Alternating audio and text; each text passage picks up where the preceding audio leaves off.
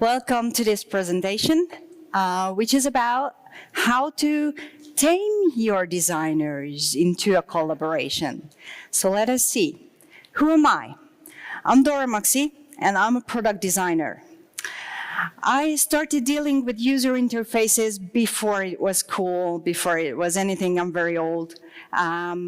Yes, I'm coming from the automotive industry. At least that is where I started as a user interface developer.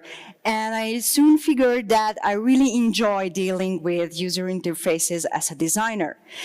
But at that time, almost 2 decades ago, it was very messy. It was still Photoshop, there was no design system, there was no documentation, and there were tons of resolutions for all kinds of devices. We were directly dealing with car manufacturers. There were no Android or iOS devices at all. So we had to really focus on how to organize our design into a certain structure so that we can collaborate with the developers on the other side. So I soon figured that I'm rather into product design, but still with a very strong focus on developer experience, and that is why I'm here. Because I consider developers also as users for the design, so not just the end user, but also yourselves. And I believe that the collaboration between the developers and the designers is highly overlooked, but almost the most important thing when it comes to product delivery.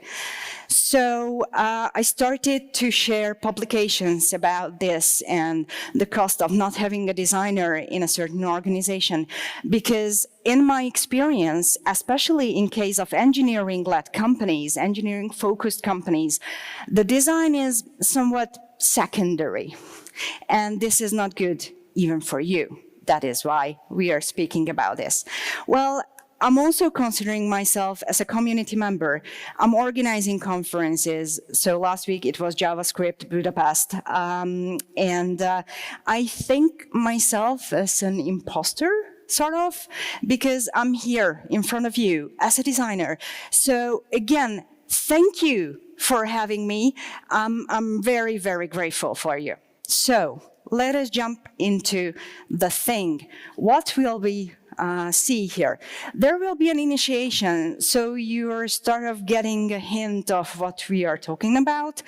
And then I will give you an insight of what is happening in the designer's head. Because if you are understanding that, then probably you will have a better chance to help your designer to, collaborate with them. Then I will give you the management perspective as well. I was also working as a manager. I was, I would say leading developers, but that wouldn't be true. I was sort of focusing on the well-being of the developers. And I tried to, put together everything for them so that they can actually deliver everything. And luckily, I've met a few absolutely phenomenal managers, and we will have a few insights from them. Then I will try to get a sneak peek from my perspective about the engineer. So this might help you to understand, okay, how are we perceived as engineers by the designers? So that might be a little bit interesting. And then I will try to provide certain, not tool set, but give you hints how to build bridges. If you're an engineer and there is a very shy designer, how can you involve them into your job so that you can grow together professionally? And then I will give you key takeaways, of course. Okay, so why would one train a designer? Well, because you are selfish. You want to work together, right? And you want to work together in a smooth way, right? You don't want any hiccups and bumps and ups and downs. You just want to have the design file and then move on and, never ever think about it all over again. So, okay, why it is important for me? Probably you might get a hint about it. I'm into this collaboration and friendship between developers and designers because I'm very much into knowledge sharing. I also like to learn, and that is why I started as a developer, I became a manager, and now I'm a designer. This is not job hopping, this is actually, I like everything that is interesting, right? So I started in automotive, now I'm dealing with smart home, and I will be dealing with robotics soon. I just signed a contract, so yay. Why it is important for you? Again, because you're lazy, I guess. You want to have smooth delivery, and you want to receive everything at once in a very, very high quality, so you don't have to deal with it. And there is this thing we call the user. Well, we will speak about them as well, but let me tell you, your salaries are depending on this guy. Okay, all right. How about evolution in nature? I believe that living organisms, they adapt to changes so that they can evolve, they survive, they progress to a better quality of themselves. This is how humanity is here right now in this room, right? Those who don't evolve and those who are not diverse, well, I have a bad news for them. So, yeah, what happens in the organizations? Let us see what is happening from the point of view of the organization that is engineering-led. I'm coming from this kind of situation. I don't know about you, if you already have design integrated in your company, good for you. But yeah, I don't have this very good experience. So let me tell you what is happening when you start to integrate design in your organization. There will be a slowdown. It will be costly. There will be a lot of meetings with a lot of participants. The management will go crazy. They won't love it at all. They will want to hijack it because, you know, money. But then there will be you. You as engineers are in a very, very privileged situation. You bring that kind of knowledge to the company that is invaluable. You are an asset to the company, and you might want to convince the management that this integration will come with huge benefits. Let me show you how. Well, yeah, there is an integration part which is still a bit long, but again, you will see better and better results. Shorter intervals of delivery and iterations, and there will be the phase of stabilization. Then sales will already come back with better and better numbers. Management might get convinced, we are getting somewhere. And in the end, we will decrease the length of the iterations. Again, that I mentioned, you will get a better quality design file. You will love to work together with the designer. You will love to see how quick, fast, and high quality you can deliver when it comes to the product. And then you will love to get the salary raise in the end when the project ends. Okay, what is happening in the designer's mind? Let me tell you about the designers that I've met. But first, let me share a haiku that I wrote for you. We are strange, it's true. But so are you. Don't be scared.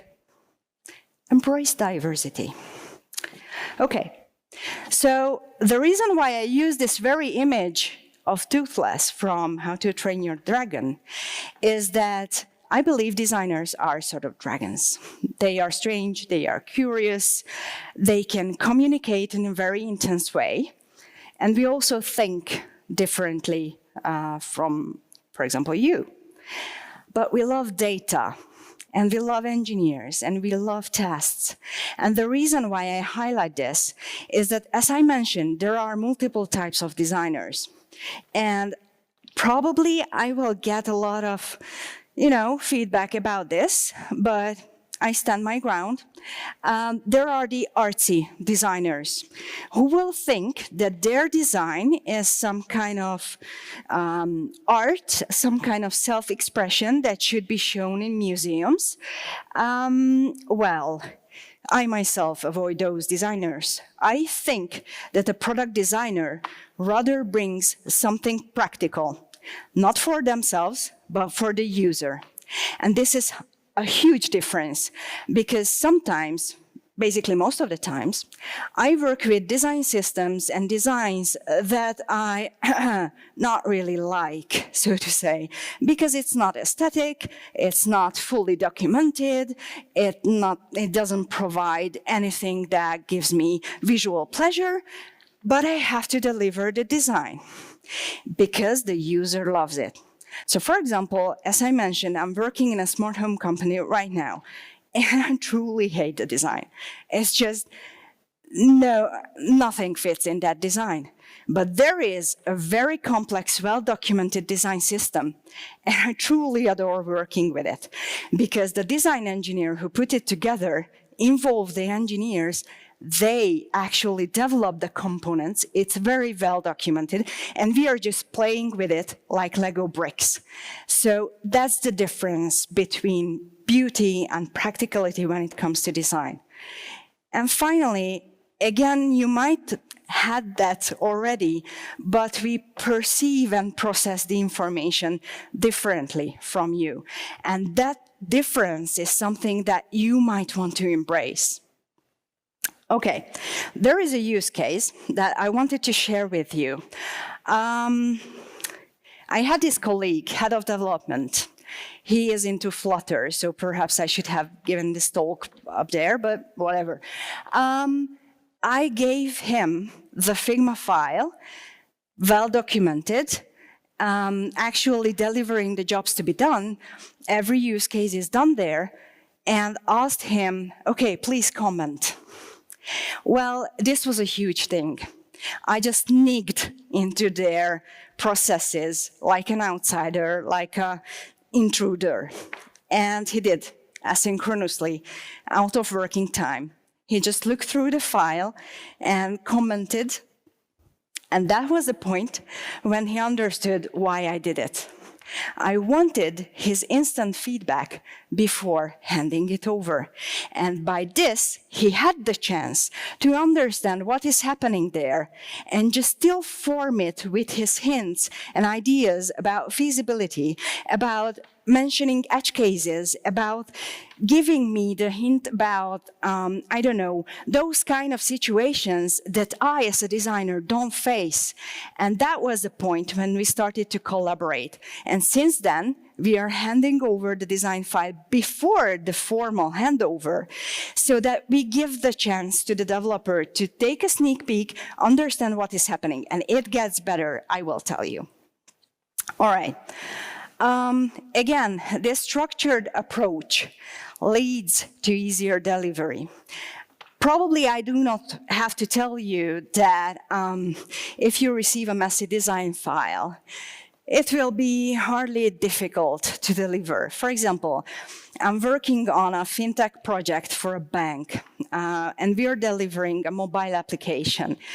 And the previous designer agency, well, they didn't know about user flows or user personas or these kind of expressions that you might not be familiar with. But let me tell you, if there is not a clear user flow available, then the developer won't understand why is that feature, why is that step necessary to be taken in the design? Why should we put a button there? Why should I can move on with that? And I started to clean up this file only with defining the components to the design system, and only by connecting one screen to another, so that everyone who looks at the file, they understand the process of what is happening there. And if it comes with replicating a screen, so be it. I will start with a certain screen, arrow, the next screen, and there you go. And everybody will have the clear understanding of what is happening. And sometimes this is the only thing that is needed from the designer side, to copy and paste the same screen and just connect the dots. Maybe that's it. You will tell me. Effective design leads to better communication and project success. So if I provide this file to you in this way, connected, documented, whatever, there will be a decrease in the amount of communication that is happening between us. And after a certain period of time, it can be measured as a very serious meeting, which is costly. But if you receive the file in this way, then you will ask less. And this is, I'm not doing this because I don't want to talk with you. I really like you, but I want to deliver as quick as possible, because for me, as a designer, my key objective is to deliver as fast as possible and avoid blocking you. And then answer all your questions, because I want to keep things smooth. I want to move forward. All right, the next use case that I wanted to share with you is that there was this meeting. Actually, this story was told by a developer that I work with. So she overlooked the detail in the design, never asked back. And they lost 2 months just because this tiny detail didn't catch her attention. So this is a takeaway rather for the designer, that the designer should always be very, very wary when it comes to handover. And if there is no question from you, then we should be suspicious. Because usually, in my experience, developers are asking a lot of questions, which is great. I absolutely love it. If somebody doesn't ask questions, that means 2 things. First, they don't understand and they are ashamed. Second, they don't care. And it's the worst. All right. What is happening in the design process? Let me tell you. First is the business requirements. In this scene, Hiccup understands that Toothless needs a fin to be able to fly. That is the business requirement. That is the problem they want to solve. He starts sketching, thinking, brainstorming, whatever. In the next phase, he starts to create low-fidelity wireframes and prototypes.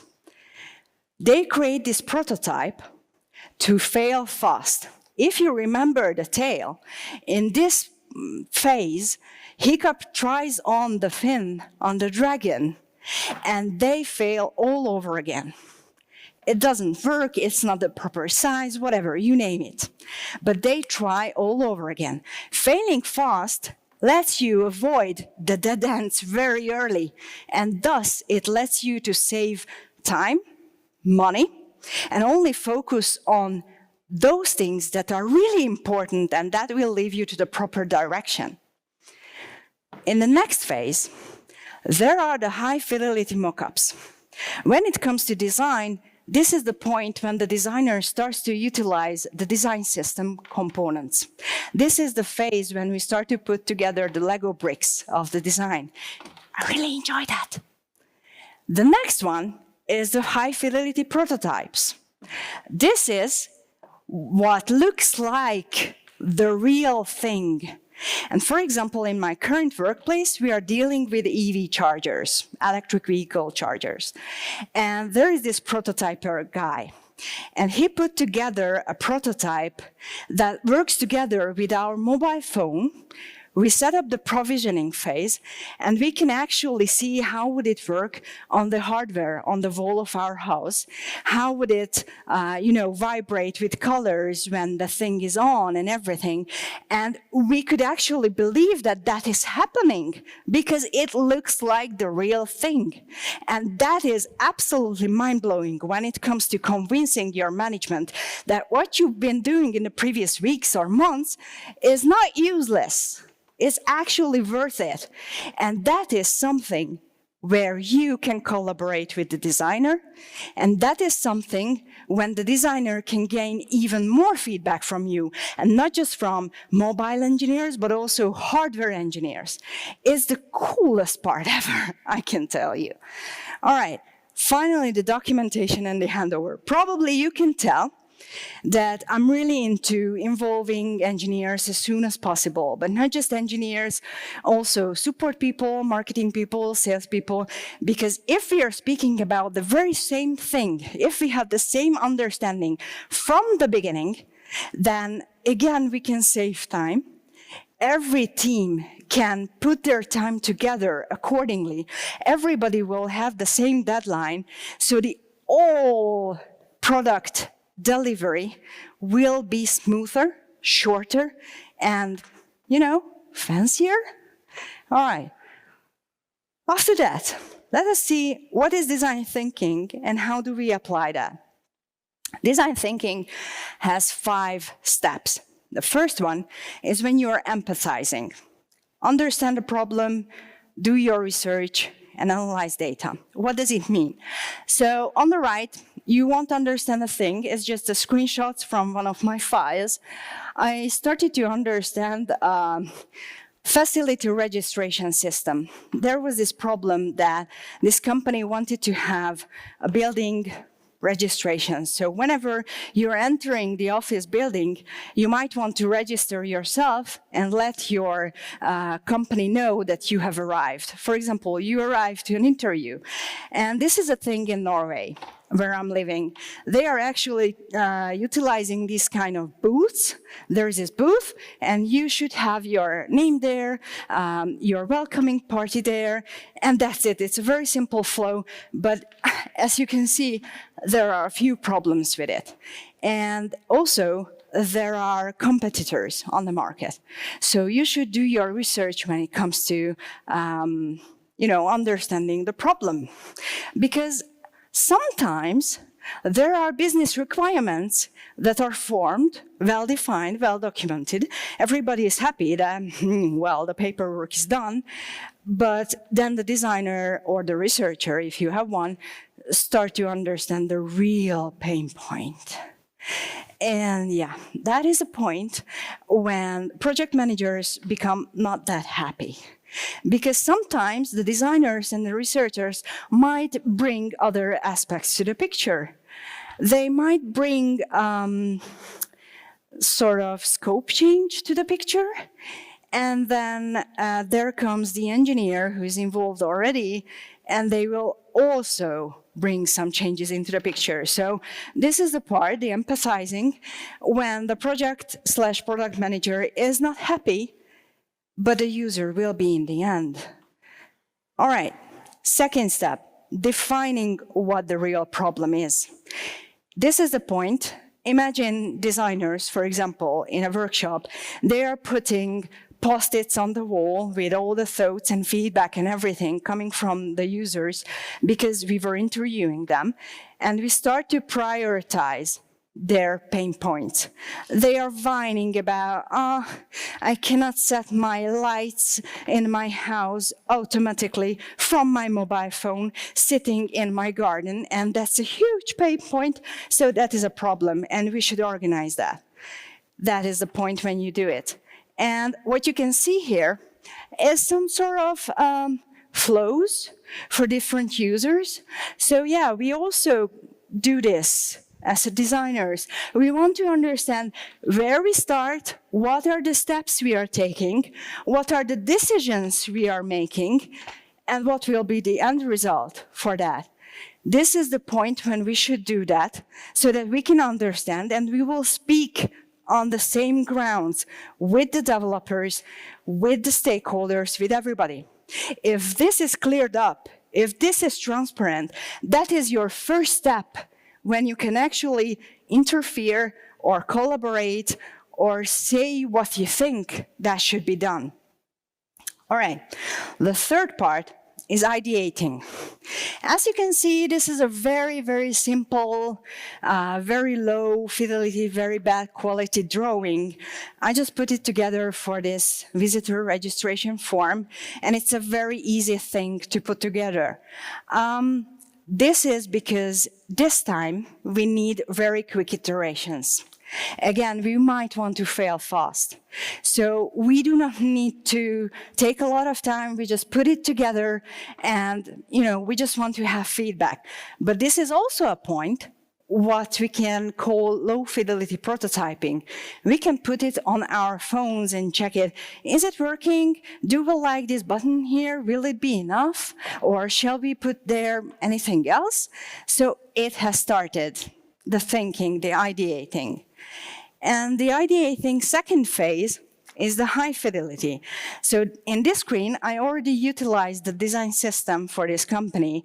And I realized during the previous phase that horizontal view would be better in this situation.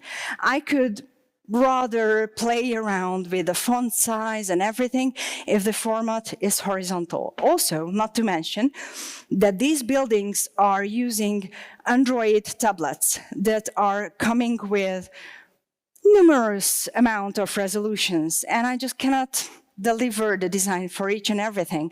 So that is why I have to provide a generic design. And these understanding, these resolutions come with the prototyping.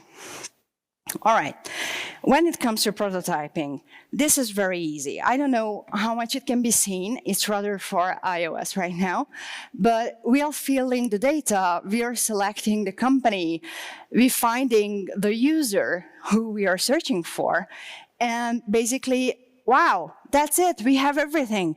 This is a prototype, that is that easy. And I mean, doing this prototype, it took me 2 hours with all the screens. And with 2 hours, I just saved a lot of time for the engineering, because during the 2 hours, there were a lot of screens that ended up in the archive, because I figured that I cannot use that anymore. So involving a designer can actually save you real time. All right, finally. You might want to test your solution. You might want to observe the feedback from the users and basically everybody. So what we do is that we give the mobile prototypes or even the desktop ones to every stakeholder in a company, even the CEO. Try it out. Give your feedback, and I might even watch you during that. It's very cringe, I can tell you. Somebody is just sitting there, clicking their mobiles, and you're just looking, okay, what are you doing? What is your next step? Why are you clicking that? Why is it so logical to click there if the button is down there? And they're like, oh, okay. Now, that is the point when you understand how your users think. And this is why it's very important to test what you've been building. All right, how about the manager? The manager's perspective is to keep developers and designers together because they want to have their year-end bonus as well. All right, this is the manager. Okay, you have the 3 T's, tools, team, tech. If these 3 are working, then you're in a pretty good place. But conflicts still exist, even personal ones. What can you do with conflicts? You should trust your teammates. I'm coming from a company that has numerous colleagues from all around the globe. And as much as I love my colleagues, I must say that everybody comes from a different cultural background, and we cannot overlook that. Culture and cultural differences is a thing, and we have to handle that. So, for example, there is this prototyper that I mentioned. He's a super cool guy from Greece. He's always sunny, always smiling, always whatever. Now, I'm Hungarian, but I live in Norway, and I'm rather like, why the hell are you smiling? So it just doesn't add up, right? And I'm always suspicious that this guy is not honest with me. Well, I had to trust him in order we could work together. All right, there is this guy, Jonathan Gall.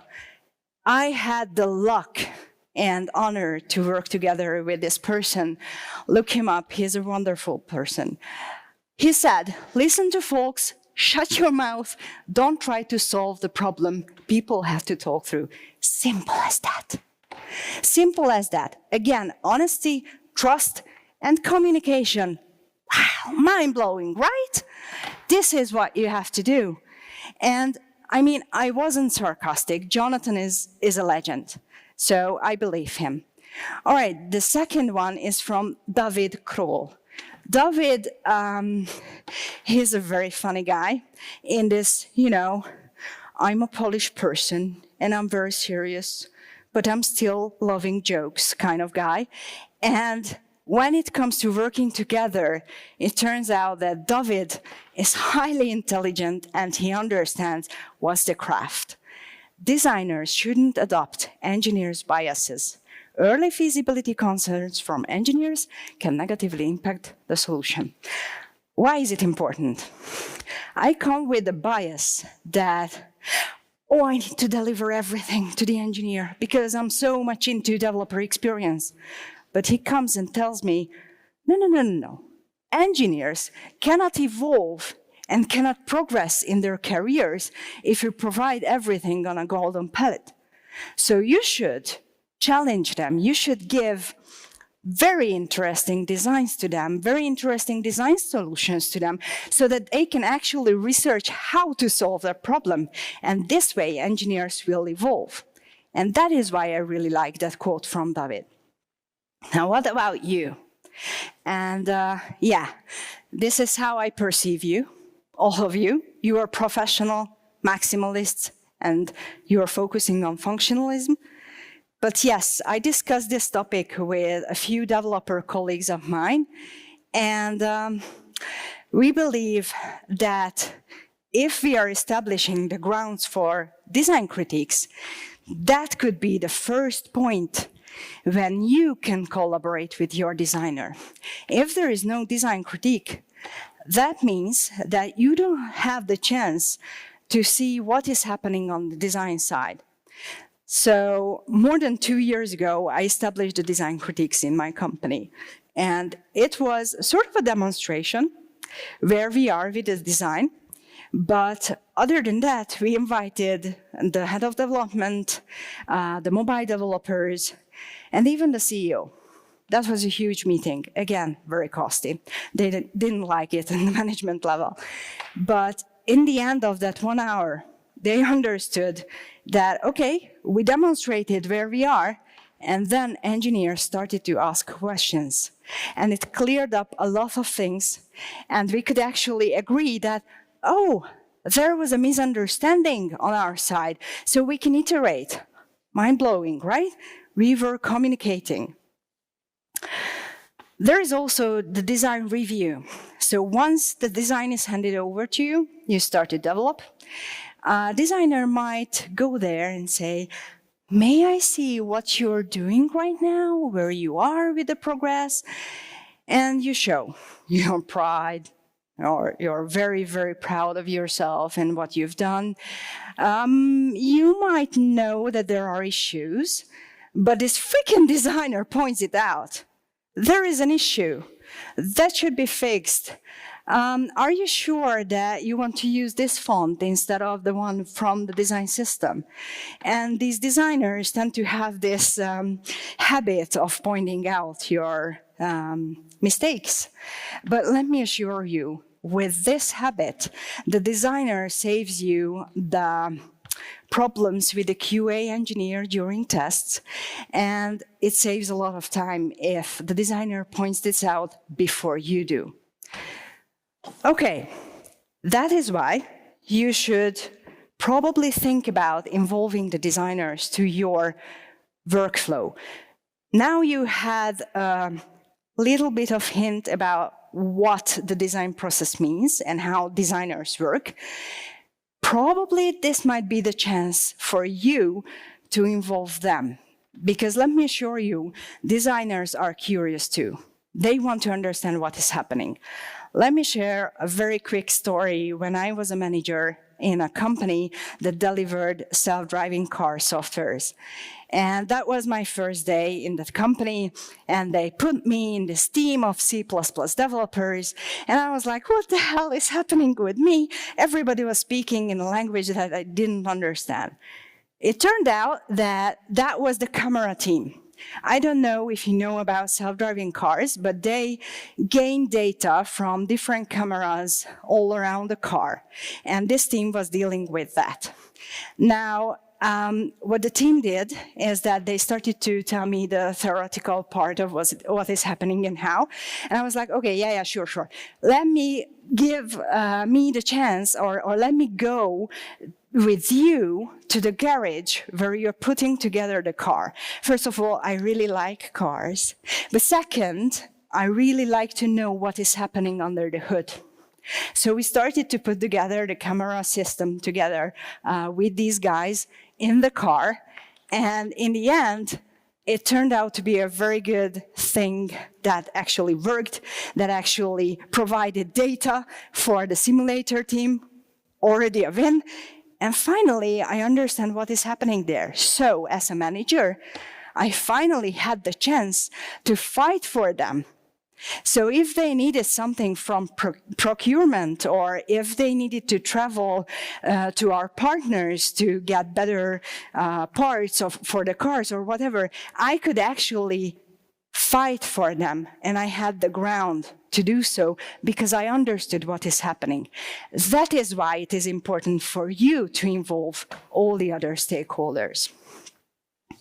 So Boguslav Wojcik is a system architect, and he started his career as a psychologist, which is very interesting because he told me, share all your domain knowledge, explain complexities, and stay open-minded. I could have said it, right? Because I'm just speaking here. But he, as a developer, told me that this should be done by engineers.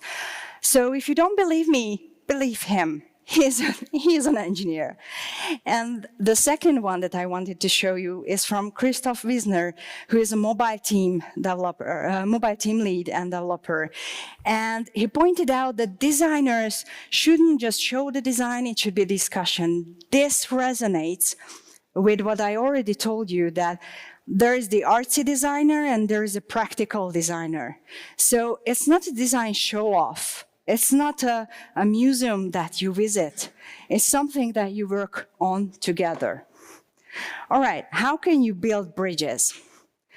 You can, again, find how can you collaborate. This is the point when Hiccup tries to touch the dragon. You might want to connect with your designer, understand what is happening in their heads. I tried to give you a few hints, but as we are so diverse, probably your designer is a bit different. So you might want to, just connect with them. You should give the opportunity to collaborate. This is the point when they draw together to find a way towards each other, to find the way of collaboration. This is something that we've been through. You should involve the designer, saying that, okay, this is the part I'm working on. It's very hard, it's very challenging. Maybe you will give me a different perspective. Even if the designer doesn't understand a thing, they will feel valued. And the next time when they have a question, they will turn to you with trust already. All right, this is a joint effort. This is a part when they are practicing flying together. This is the part when the designer shows the prototype to everyone. This is the part when you already involved the designer and started documenting together.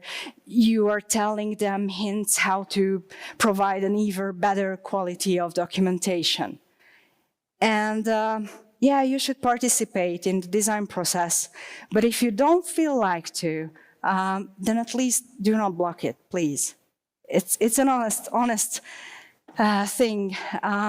There are a few developers, and I'm not talking about you, who tend to block the design process.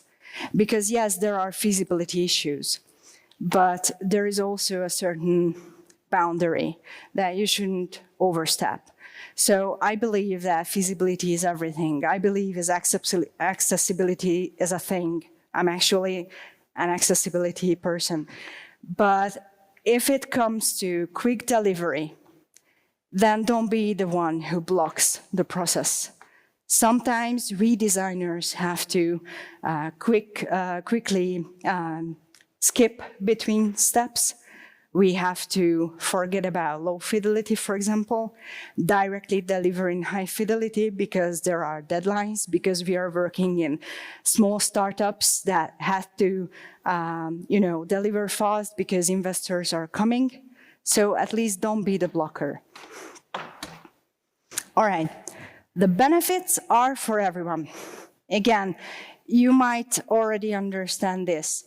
If you involve the designer, if you trust each other, if you are building this strong relationship, you will learn from them, you will understand what is happening with the user, and they will learn from you because you gained a ton of knowledge that came with experience, that came with your experiments, and it's a beautiful thing to combine to build something better. And this way you can become equal partners. And this is the most important thing. In majority of the companies, I see that the design is somewhere below either the product or the engineering.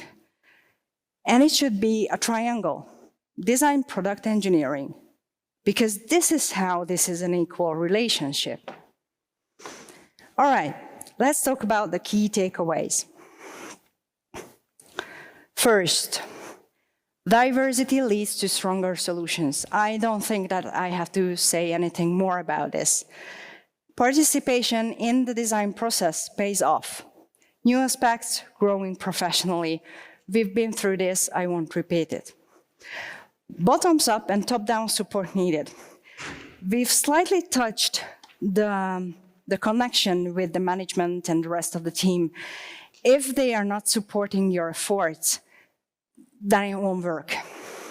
So for example, in one of my companies, that boss that I had at that time, they wanted to introduce the design team. And I was part of the team. And the management was like, yeah, it's a funny thing to have a design team and we have the money for that, but whatever. And it was an engineering-led company, so to say. And they just didn't let us be. And in the end, after half a year, when there was no delivery, because they just blocked us from actually having discussions with users, for example, or having the tools to gaining data, they blamed the design team. It was not cool. All right, challenge the biases and respect disciplines. Again, I'm respecting you. And the majority of designers respecting you, but you are also coming with biases, which we have to ask back. Are you sure? Have you tried this way? And you should do this with us, vice versa. So yes, you have the knowledge to ask back, are we sure? And the answer might be no. Share your knowledge and involve others. I won't repeat what I said there, and be kind. Find your partner in crime. And I'm serious. This is some sort of working together to finding the great diamond in the end and then gaining the huge money after that. So let us do that. But we've missed something. This is the user. Their voice, if their voice is heard, then there are less pain points. If you involve them, if you gain more feedback, they will feel that, that company actually wants us to say something, and after the next release, that company actually listened to what we say. So in the end, there is engagement and satisfaction on their side, which means that they want to pay more for your product. They want to subscribe, they want to engage for the long term, which means, again, salary and salary raise and summer in the Bahamas and whatever, you name it. So there is this quote from Hiccup. There is nothing a dragon won't do for you when you've earned its loyalty. Well, this is the same for the designer. So I can recommend you, do train your designer. Thank you.